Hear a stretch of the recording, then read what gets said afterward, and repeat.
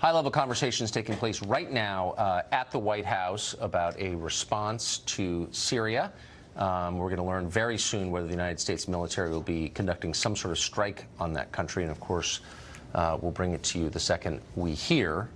Many people believe that is likely to happen. It is also almost universally assumed in the United States that that attack can take place with minimal risk. But is that true? Are there possible hazards to a Syria strike? Douglas Macgregor is a retired Army colonel. He's author of the book Margin of Victory, and he joins us tonight. Colonel, thanks very much for coming on. So assuming this does happen, right, and again, many people believe it will, what are the risks? Well, it depends on the option that he selects. I mean, obviously, I'm one of those people that voted for Trump, the nationalist, yes, who believed that America first meant avoiding conflict and building prosperity at home. The best option is nothing at all. He seems to be in the grip of the globalists, you know, the global nannies that want to run around in Madeleine Albright's world and punish evildoers for reasons that don't make any sense to me, since we have no real interest in Syria, and the war there is effectively over. But I think he's looking at three possibilities right now. One is nothing, which is probably not going to happen.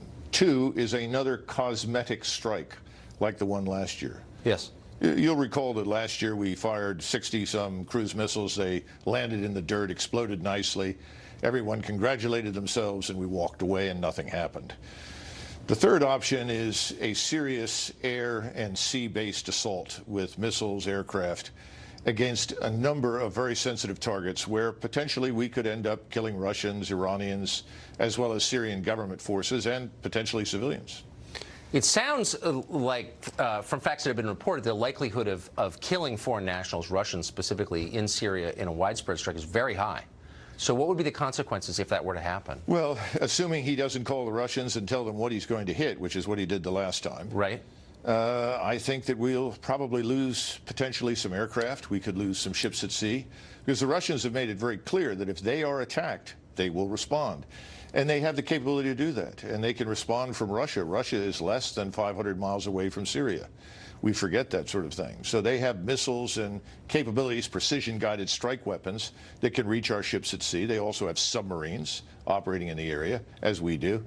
So the potential for a real collision on the conventional level is very high. So I think most Americans watching this, whether they supported the idea of the strike, if indeed it happens, want there to be an upside for the United States. The only upside that I can see is non-intervention, because we don't have anything at stake. If we get involved and we do something along the lines of the third option that I described, and we lose people, Americans are going to say, what? What happened? Why? What's the rationale for this? Remember, Trump used to say over and over and over again, what's in it for us? And he pointed to the last 15 years and said trillions and trillions of dollars lost, nothing achieved. What are we trying to achieve? What's the end state that we're looking for? If all we're doing is expressing our righteous indignation at the alleged use of a chemical weapon, we're kidding ourselves. There are no good guys on the ground in Syria. Any number of people could have done this. So who are the figures in the president's orbit encouraging this? Who isn't? I mean, this is the question that, you know, we raise routinely. Again, it's back to the globalist versus the nationalist. He seems to have lots of globalists around him. I'm sure John Bolton is excited at the prospect of bombing somebody somewhere. I suspect that he's being supported in the Pentagon as well. Who's going to push back against this? I don't know. I've never seen any evidence for serious pushback. Someone who says absolutely not. So the president seems to be on his own, if he's still the nationalist that he said he was. Clarify, if you would. I mean, you make, I think, a pretty strong case for not doing this. What would be the case? What is the case being made to the president for doing this? Well, I think he's being told that he has no choice, which is absolutely wrong. He's the president of the United States. He does not have to intervene under any circumstances. But the globalists are saying, well, it's a matter of global leadership. You have to be seen as being on the moral high ground. Remember, hypocrisy is the tribute that vice pays to virtue. We have a lot of hypocrisy in this town about what is right and what is wrong and what is moral and what is not. And I think he's going to be presented with this specious moral argument. There's nothing moral about coming into a war where 250,000 people have already been killed. You've been around this sort of thing your whole life, yes. Many decades. Are you surprised by the support that this decision is getting from the left, from liberals on other channels? No, not at all, because I think the left-right dichotomy is very misleading in this town. I think you have nationalists and you have globalists. The globalists dramatically outnumber those of us who are preeminently concerned about what's in the interest of the United States.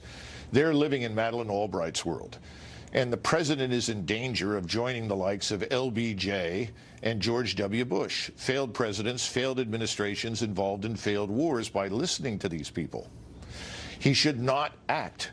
If he doesn't act, then he can feel quite comfortable because he's in the company of George Washington, John Adams, and the men who said, we don't want to be part of other people's wars. Colonel Macgregor, thank you for that.